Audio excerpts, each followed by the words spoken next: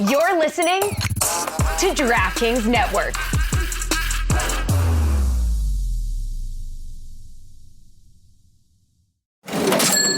You know that sound. It's the sound of money hitting your Venmo account, a friend paying you back, or maybe it's getting cash back from your favorite business when you pay with the Venmo debit card, or it's realizing you can pay with Venmo at checkout at thousands of brands. Now, there are so many more ways to answer the question, what's your Venmo? Download Venmo today. The Venmo MasterCard is issued by the Bancorp Bank N.A. pursuant to license by MasterCard International Incorporated. Dosh Cashback terms apply. All set for your flight? Yep, I've got everything I need. Eye mask, neck pillow, T-Mobile, headphones. Wait, T-Mobile? You bet. Free in-flight Wi-Fi. 15% off all Hilton brands. I never go anywhere without T-Mobile. Same goes from a water bottle, chewing gum, nail clippers, okay, passport. I'm gonna leave you to it. Find out how you can experience travel better at T-Mobile.com/travel. Qualifying plan required. Wi-Fi were available on select U.S. airlines. Deposit and Hilton Honors membership required for 15% discount. Terms and conditions apply. Welcome to the Big Suey, presented by DraftKings, Why are you listening to this show? the podcast that seems very similar to the other Dan Le Batard podcast. I'm sorry, I'm not going to apologize for that. In fact, the only difference seems to be this imaging. I have been tempted in restaurants just walking past tables to grab somebody's fries that if they're just there. That hasn't happened to you guys? I've done it. And now, here's the marching man to nowhere, Fat Face, and the habitual liar. This episode of the Dan Le Batard Show is brought to you by DraftKings. DraftKings, the crown is yours. You okay? Greg, I had an idea here that I wanted to get your thoughts on. It's an idea I haven't shared with anyone yet. What if the fans, right before the playoffs, could vote out a team that is limping into the playoffs and vote in a team that got really hot at the end of the season but didn't make the playoffs? I think that's a brilliant idea. Okay, a brilliant idea. Thank you. And here's my immediate example. You vote out Pittsburgh, which limps in on a 4-game losing streak. You put in Joe Burrow and the Bengals, the best, arguably the best quarterback in football this season. But hang on, like Pittsburgh should get like a draft pick out of this, right? We'll give him a third round. Are all the teams in the league voting or just the teams not in the playoffs? I think the fans should vote. That's what I think. Can I vote out Kansas City? Wow. Yeah. Yeah. Wow. Yeah. Why I mean, not? you can. You have a vote. You can vote. Well, no. If you win the division, it has to be a wild card team. My friend, you haven't just opened up a can of worms. You've opened up a can of anacondas. It is problematic if somebody hacks the voting. Wouldn't it just be the Cowboys end up in every year? Like that? We can't have that. But this is Stugotz has been trying to get the Bengals into the playoffs for the last 3 months. Yeah. He's tried harder than anybody who plays for the Cincinnati organization. He's just desperate for Joe Burrow to be in the playoffs. I was asking Chris Sims if he'd be surprised at certain AFC teams and if they made it to the Super Bowl, and he said he would be surprised by all the teams with the exception of the big three, the Chiefs, the Ravens, and the Bills. And then I asked him, what if the Bengals made it? Would you be surprised if they made it to the Super Bowl? And he said no. I feel like we're doing the same thing we did in college football with Alabama, where like I got a whole season of samples selection. Like Bengals were not very good this year, or else they would have made the playoffs. I mean, the offense was great. Joe Burrow wins that game. Yeah. They started off 1-4. Derrick Henry would have 350 yards. Let me ask Greg the question. Did I hear you correctly? Did you say that you would make the Ravens the betting favorite to win the Super Bowl? I might right now, yeah. Might or would? Like might, yes, we all know what the 5 best teams are in the sport. We've been watching all season, and they're clearly a cut above. You saw it the first week. You saw it during these playoffs. Yeah. You saw Denver was really good all season, and Buffalo ends up just dragging them. Pittsburgh limped in, but Baltimore ends up just in a way that from the very first drive of Baltimore, where they go 95 yards down the field, and I'm looking at the Steelers, and I'm like, good God, they're exhausted already. It's been one drive into the playoffs because they just keep getting punched in the face. And I would imagine, although everyone listening to this respects the Rams, I would imagine that everyone expects Detroit to do the same thing after a bye, to show you again that they are the best team. Why are you making the Ravens? Is it because of the improvement of their defense since Week 11? Yeah, my 5 Super Bowl favorites right now in order are Baltimore, Detroit, Buffalo, Kansas City, and Philadelphia. Be careful on that limb. And for reasons I said, they have the 2 best players. They have the 2 most valuable players in the league, Baltimore, in my opinion. And the defense right now is as good as anybody in the league. That's a combination that can't be beaten. Can you guys answer a couple of questions for me? Because I was legitimately surprised that Baltimore lost 5 times this season. I think, and this has been a problem they've had for a couple of seasons, I think they may have had a 10-point lead in all of the games. The reason I know Buffalo is good, obviously their record is good. Obviously they've been the division leader. But the reason that I know Buffalo is good is because they never get beaten by a lot. No. When Buffalo loses, give me the last time Buffalo loses one of these stinkers where you're like, they've lost by double digits. Or how many times in the last 3 seasons is Josh Allen out of a football game? They lost at Baltimore 38-10. Yeah. There you go. Yeah. Sorry, Billy. That's the one, right? So if I go over the last 3 seasons and look at Josh Allen's games, he's in all but one of them. He's in all the games he's played for 3 seasons except one game. I know Detroit had that one game. Didn't they go to San Francisco and lost 35-9 as well? Baltimore can do that to anybody, Stugotz. I don't know what you do. Detroit last year against San Francisco? No, there was the Ayuk crazy catch. Detroit was hanging around. Mm-hmm. No, I'm not talking about the playoff game. I'm talking about either last regular season or this regular season. Detroit went to San Francisco and lost 34-9, didn't they? There's some score like that. I think I've got that right. The Baltimore Ravens are wildly frustrating to play if you're the defense, because when they're in 3rd and short, you got no chance. You can't. You just desperately want them. We were talking about Washington. Jayden Daniels always going for it. If you're the defense, you always want them to punt because you're terrified of what they're going to do. You're so thankful as a fan to get them in 4th down. Right. And get them to actually concede the punt because you don't want them going for it on 4th and 8, 4th and 6. You don't even want. You're so risk averse as a fan. You respect so much the quarterback and the offense that you don't want the probability that you will get very good field position at their 40. You'd rather have the punt and start at your 20 than deal with, I don't want to be faced with having to stop this person on 4th and 6. Both those teams Sunday evening. I mean, Buffalo's elite at short yardage. I think 16 for their last 19. In fact, did anybody else scream, no, what a stupid play when they went for it on 4th and 1, and it wasn't just a Josh Allen keeper? And then magic happens where the catch is even somehow better than the throw with Ty Johnson in the back of the end zone to get his knee down and not have his feet touch out of bounds. Even when they call bad plays, they find a way to do it. This is one of the most eagerly anticipated games I can ever remember in the postseason.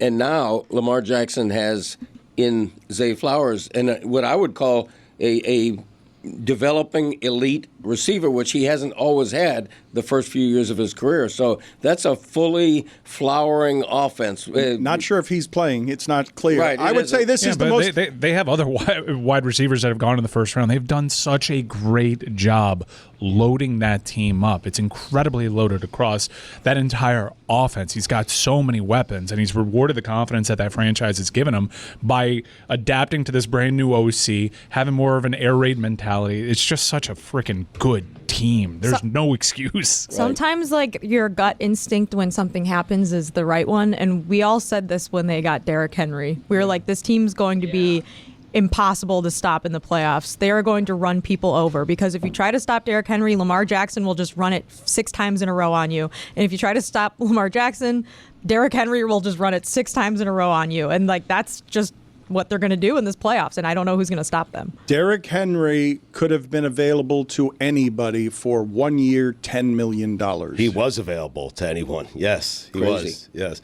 It sounds like we're putting the Ravens in the Super Bowl. They have to go to Buffalo and Kansas City. Well, this is the most anticipated playoff game since Buffalo played at Kansas City, and you had that game of 13 seconds at the end of the game to see. I think this is the biggest one since then. It's pretty rare for you to know going into an NFL game, those two teams can very easily beat all of the other teams in the sport and win the Super Bowl. You just don't get many games like that feels like a Super Bowl before the Super Bowl because you know that both teams are capable of winning the Super Bowl.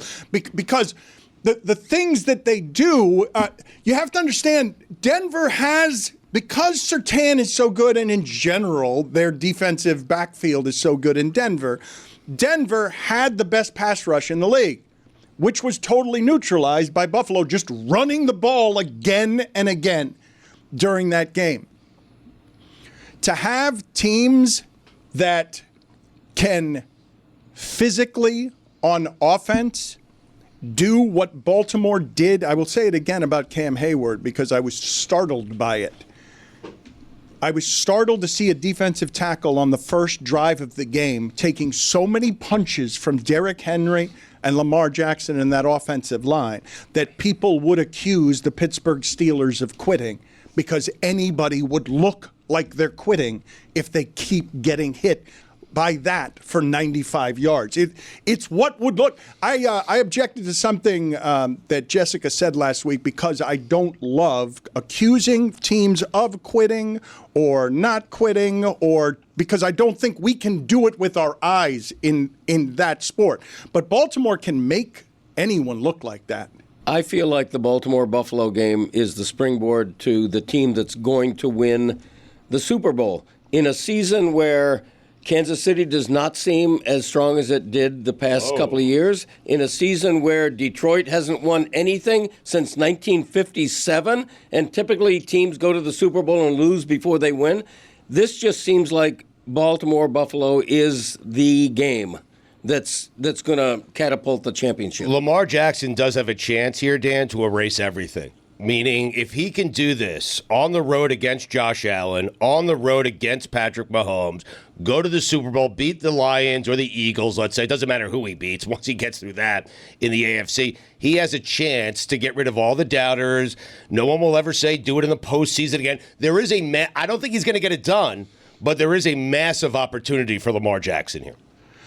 When Greg Cody mentions the Detroit Lions not winning anything since 1950, I saw Will Manso put out the stat that Jayden Daniels was 12 days old the last time the Dolphins won a playoff game. Are you guys familiar with the longest drought in the sport when it comes to not winning a playoff game? Do you guys know the numbers off of the top of your head? Because I didn't talk about the Dolphins in the local hour, but I want to get to what happened with Tyreek Hill here recently. The Dolphins have the longest drought without winning a playoff game. It's 24 years, almost a quarter of a century. Right after that, it's the Raiders, 22 years. And then you got to go to Jets and Bears, 14 years. Yeah, we're not last. Yes. The sport legislates equality. They make it so if you're bad, you get rewarded. It is breathtaking that the Dolphins have not won a playoff game in 24 years, the longest streak in the NFL. Now, the Bills went 17 years without making the playoffs. The Lions had this reputation for a long time, and it's a little bit confusing to watch the Lions and the Bills be an overwhelming kind of great, and to have the Dolphins be out of a playoff victory for 24 years. But it kind of makes sense, right? Like it's where we are with the Steelers at the moment, which is the Dolphins for a long time were in just good enough land, right? Where they weren't going to get a high draft pick, and they were going to be just good enough to maybe make the playoffs or maybe just be the first team out of the playoffs.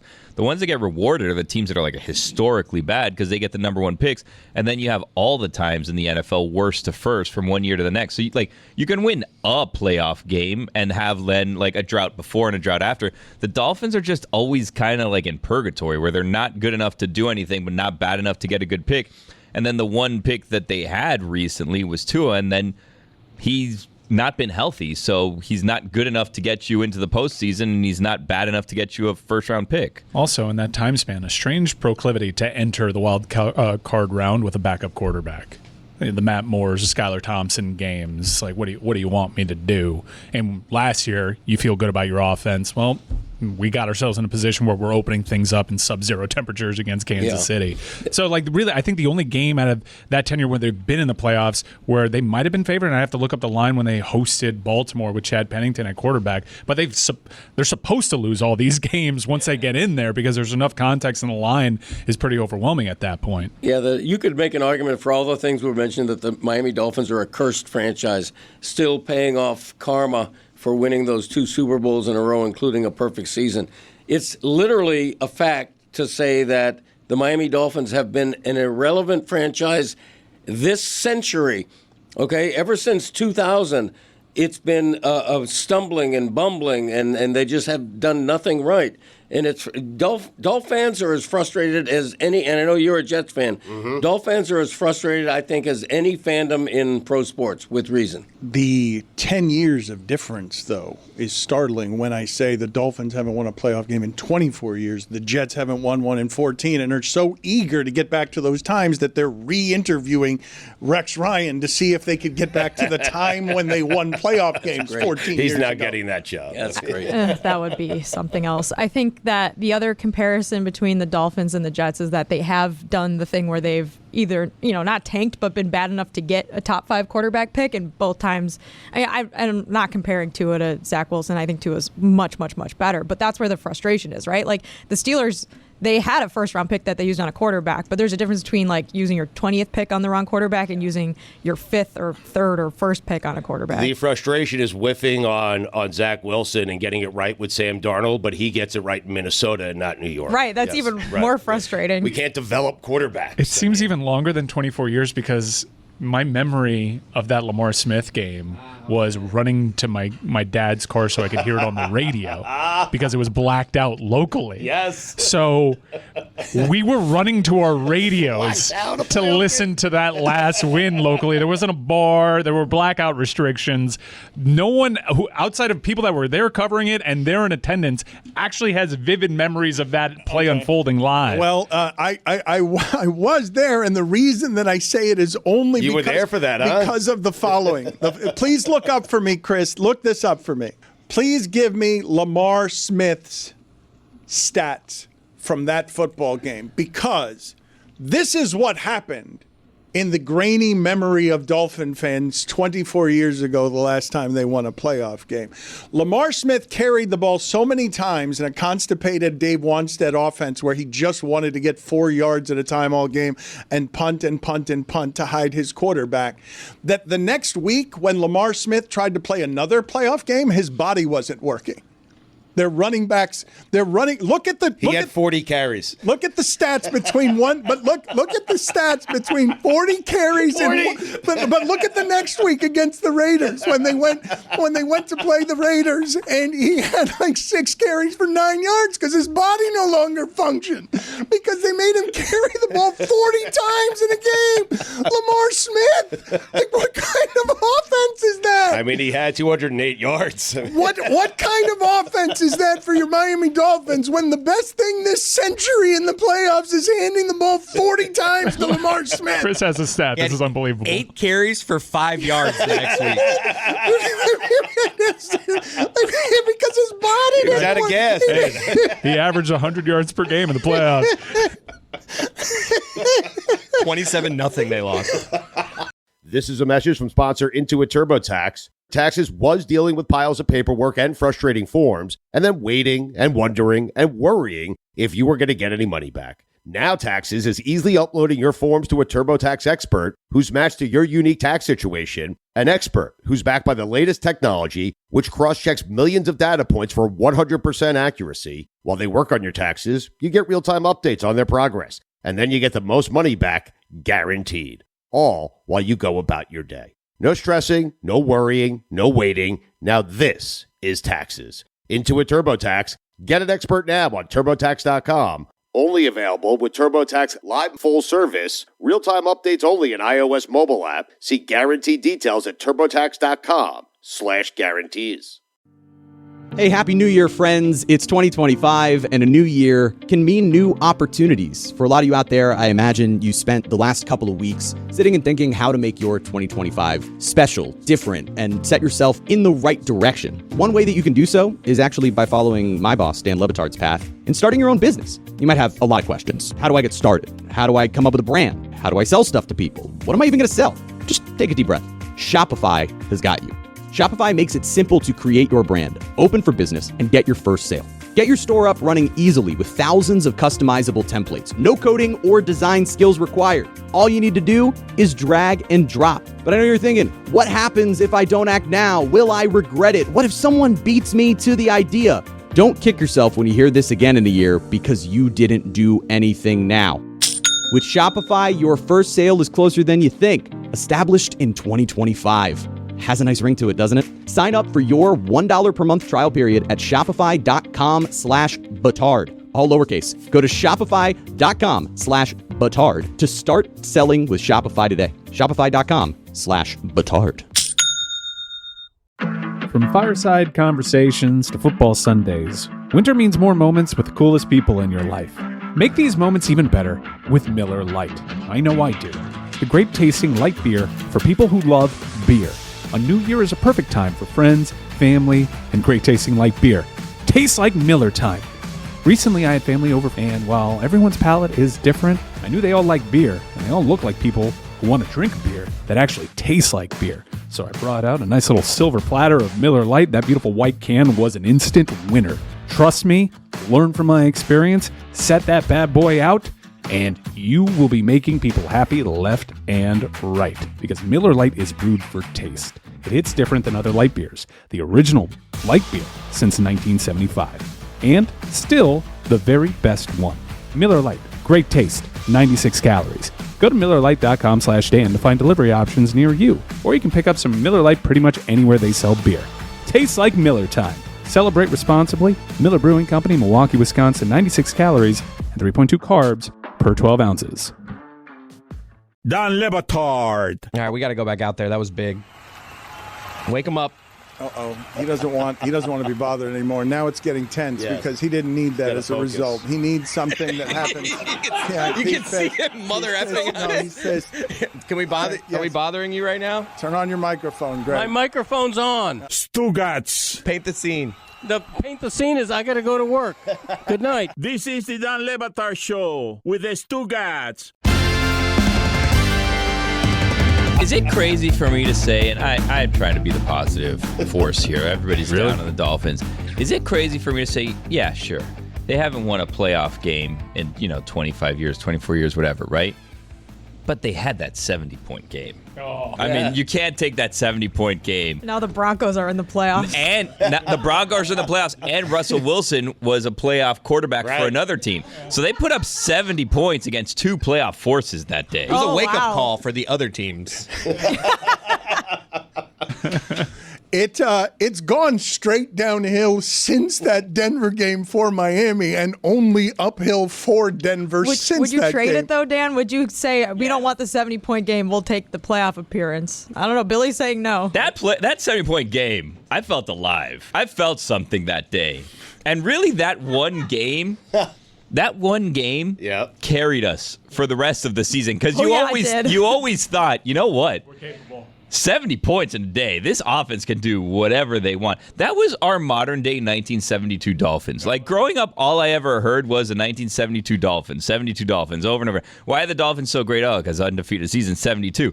And the Dolphins, lore my entire life with the Dave Wanstedts of the world who were taking the team to the playoffs. Like, this is the franchise with the highest win percentage ever. These are the Miami Dolphins. It's like they went undefeated, only undefeated season ever. And that was just the identity of the Dolphins is the undefeated season. That 70-point game was the identity of the Dolphins because you always thought, you know what if? Which moment, since they haven't had playoff wins in that span, which moment is bigger in the eyes of Dolphins fans? The Wildcat game or the 70-burger? Put it on the poll, please, Juju, at Batard Show. Best memory for Dolphins fans this century. At Foxborough. How about the Camarillo touchdown that prevented them from going winless? I mean, that was a big one. I think the biggest moment of the century is Gronk falling down at the goal line trying to the Fail Mary. Trying to tackle Drake. Doesn't NFL Network use that play as like their rejoin? So like they have like the graphics of like the X's and O's running around like behind the logos of like one of their shows, and it's that play. Yeah. Where the Dolphins are scoring the touchdown and Gronk is like tripping over himself. I want to get the expertise of Greg Cody of the Miami Herald here as it relates to Tyreek Hill and Drew Rosenhaus saying that Tyreek Hill is fully committed to the Dolphins when we all saw it. He is not. Right. Like we all heard him after the game, even if it's just emotions. And I've said before that the time to talk to players about whether they'd like to be on another team or are quitting is immediately after the season ends in the emotion of a disappointing season. Right. What did you make, Greg, of after a season of frustration for Tyreek Hill, after a lot of issues off the field and some general turbulence about his temperament and how much he wants to be here, a lot of questions being asked. Drew Rosenhaus comes out, his agent Drew Rosenhaus comes out and says he's fully committed to the Dolphins, and then sort of walks that back as well when they asked some follow-up questions, because they just want they just want to put the mess away for a while, so that if they do move him, he has more value than he would if everybody knew that he was upset. But everybody does know he's upset. Yeah, it's a snake bit season for Tyreek Hill. Keep in mind, it began before opening day with him being handcuffed by cops outside the stadium for reasons that were very dubious and unjustified. But he had a bad year. Let's face it. He seemed a step slower. 2 missed 6 games. It was just a nightmare season for him. And the fact that he would say, "I'm out, bro," did not surprise me. And the fact that he would later walk it back through Drew Rosenhaus did not surprise me either. It's not the first time that Tyreek this season has either said or tweeted something on social media that made you go, and made him explain himself. He's a very mercurial, volatile personality. And, you could make an argument that it's sort of unbecoming of a team captain to put himself in that role where he's saying things that he later has to walk back. I think he was super dissatisfied this season with everything about the Dolphins, from the way their defense evaporated from what they had last season. Their running game largely disappeared. Raheem Mostert disappeared. It was just a nightmare season for an offense that was super exciting last year. I think he'd rather be traded, but I also think that he can be talked into returning, and he'll be fine. Stugotz, I'm curious whether you agree with what I'm about to say. I've made this reference a few times. The terrible movie Waterworld, an international legendary flop, according to everyone else, but I will always stop on it if it's on my television at any point. Really? And in a movie about there is no land, everyone is at sea and supplies are scarce, Dennis Hopper is overseeing a floating barge of an empire that is rusting. And there is a scene at one point when fire goes down to the bowels of the ship where there is a very old, skinny man on a raft on oil. And as the fire comes and is going to blow up the man who has been living in the oil on the raft, clearly emaciated, he says, as the fire arrives for the explosion, "Oh, thank God," because he just wants his life to end. He doesn't want to work anymore. I thought to myself, when Deshaun Watson re-injured his Achilles, he's like, you know what? I'm good. Oh, wow. I'm good. I don't want to play anymore. I don't want to get out of here. I don't want to do any of this anymore. This is a career-ending injury. You can't re-injure your Achilles and come back from that. Oh, Browns I'm fans. just like, I'm thinking to myself that Deshaun Watson is somewhere relieved that he doesn't have to go do that anymore. But do you know how he possibly re-aggravated the injury? Browns fans have tracked down a video in which he's doing a little bit of a TikTok dance with his girlfriend, not wearing the boot the way that the doctor would recommend. recommend it. And they have now fantasy booked not just drafting a quarterback with their top 2 pick, but also getting out from this guaranteed contract because Deshaun Watson did not follow doctor's orders. That would be something, huh? As punctuation, if that because you heard me obsess about this last week, but it's just not something that you see very often. Everyone's dying to have a quarterback. This was a young quarterback in his prime, and pretty clearly, if it wasn't his body, it was his mind that just totally unraveled in a way. Is he even 30 yet? I think he's 29 or 30. Do you think the guy who monitors Deshaun Watson was so thrilled? Don't put on the boot. Dance without the boot. Please dance without the boot. And then he dances without the boot, and they're celebrating. Are they not? Yes. Because that's what they want. That's what they've been looking for. Whoever has that job has been waiting for that moment for a couple of years now. We finally got it. The Browns absolutely put on staff payroll somebody to just watch for how do we get out of this contract. Yeah. I find Deshaun Watson to be a real challenge to human nature and to the best part of me because part of me wants to feel sorry for the guy. Part of me really does want to feel sorry for the guy, but he's such an unsympathetic victim because of everything he's been through. I find it difficult. How am I supposed to react as a caring human being to this man suffering another Achilles tendon injury? I'm conflicted. I honestly am.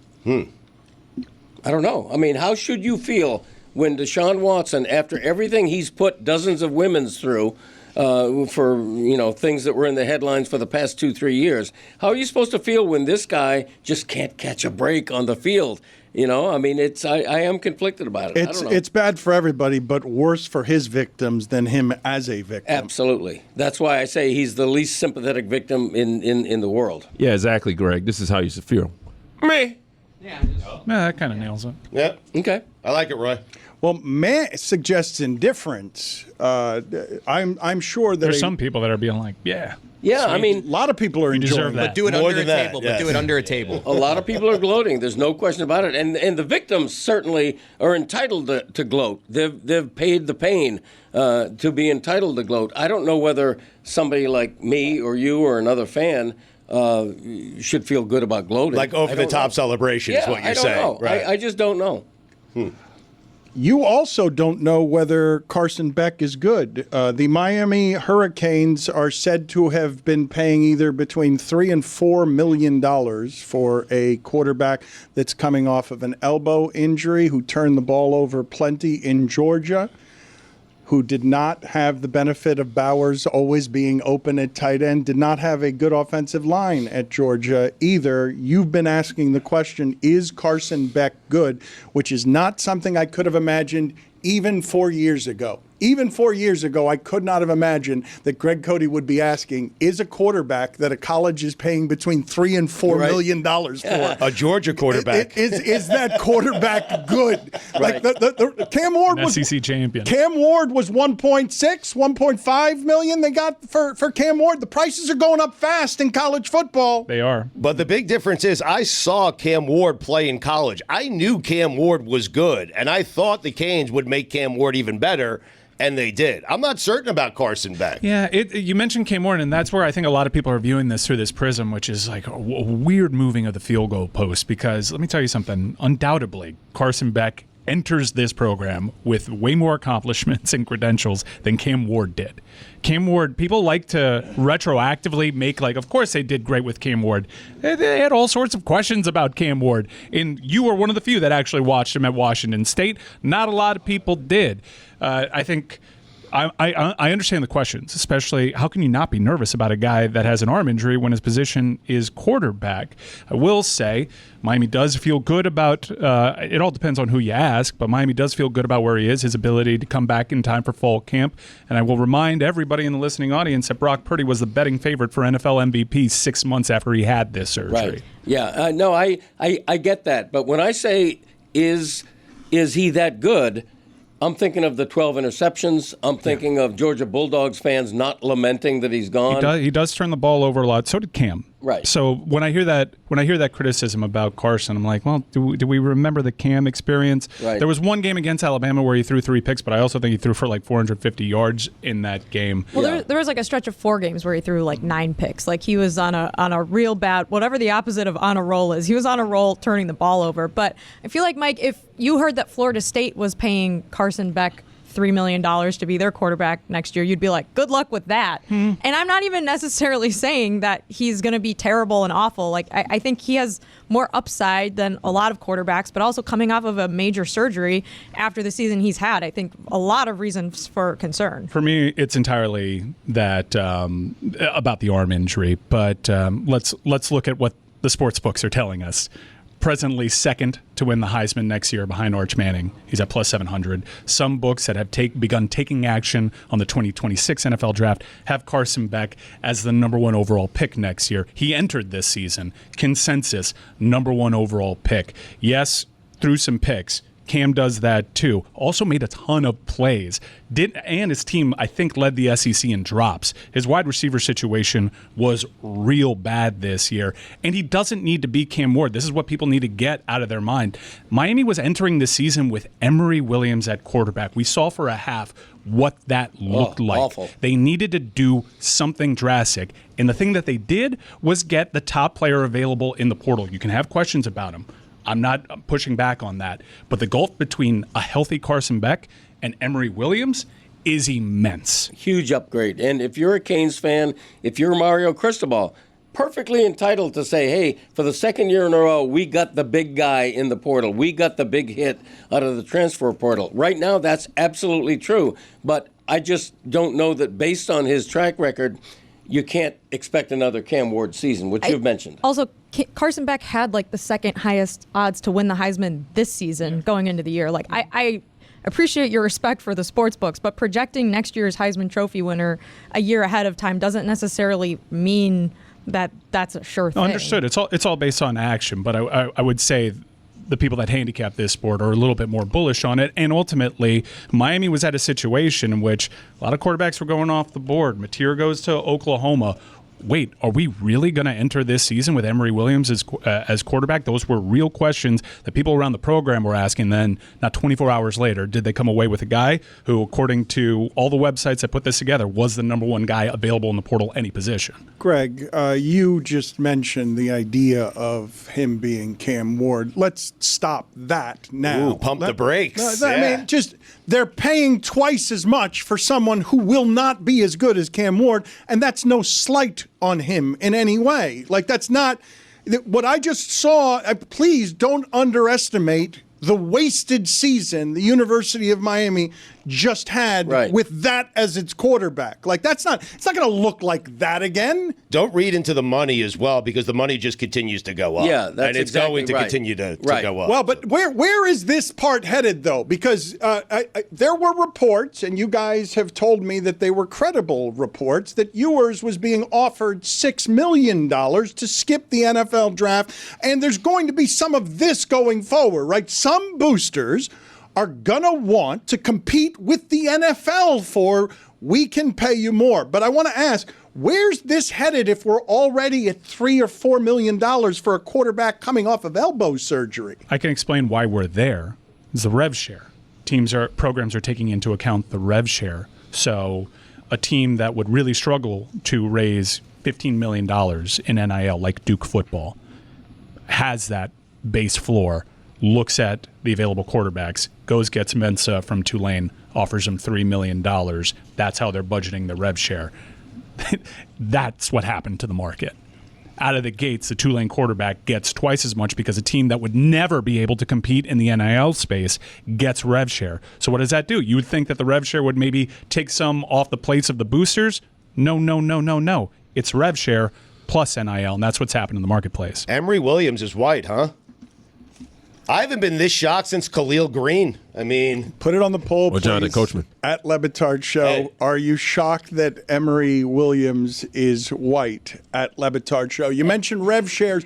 Jess, this is the actual reason that you should be most excited about what's happening at Notre Dame right now. Last time Greg Cody was on with us, Greg Cody was saying, like James Franklin, we should take away Notre Dame's independence, that they should have to play in conferences with everyone else. Notre Dame is getting $20 million they don't have to share with anybody because they've gotten this far.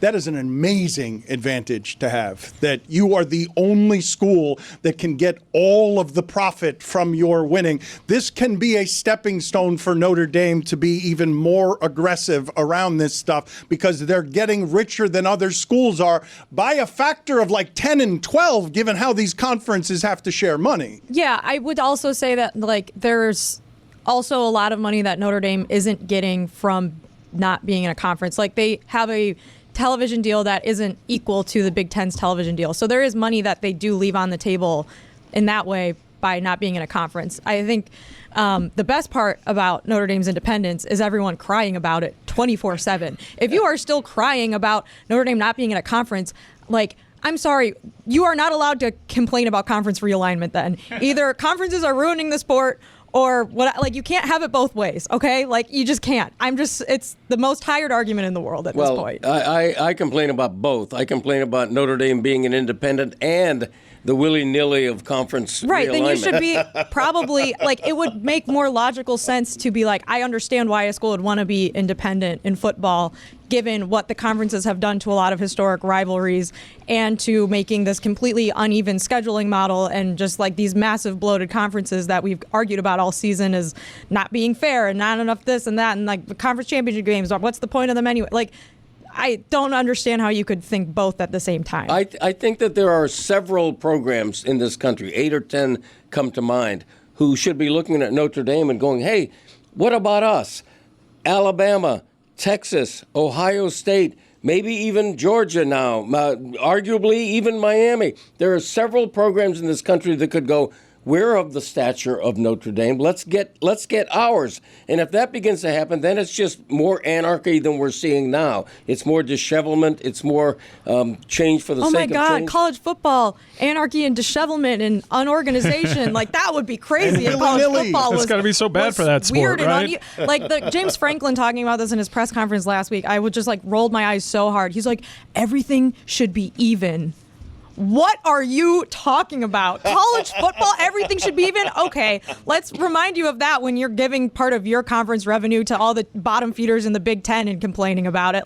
Nothing's ever been even in the sport. Nothing will ever be even in the sport. Even among the power conferences, they play different number of conference games. What are you talking about? It's college football. There's no way to make the playing field even, and that's also not the point of the sport.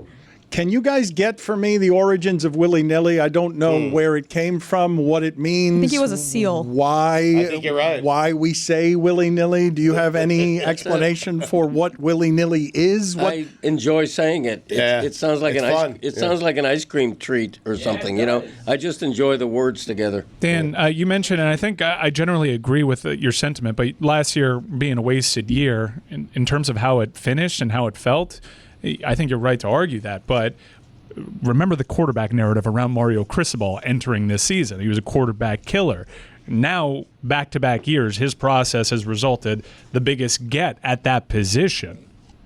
Aren't we a week removed from writing love letters to Cam Ward and saying we'll remember him forever as the greatest Hurricane, and now we're calling it a wasted season and we should move on from him? Oh, I'm saying it's I'm saying it's a wasted season just because you got the best season I've ever seen from a quarterback at Miami. You didn't even make the top 12 teams. Right. From fireside conversations to football Sundays, winter means more moments with the coolest people in your life. Make these moments even better with Miller Lite. I know I do. The grape-tasting light beer for people who love beer.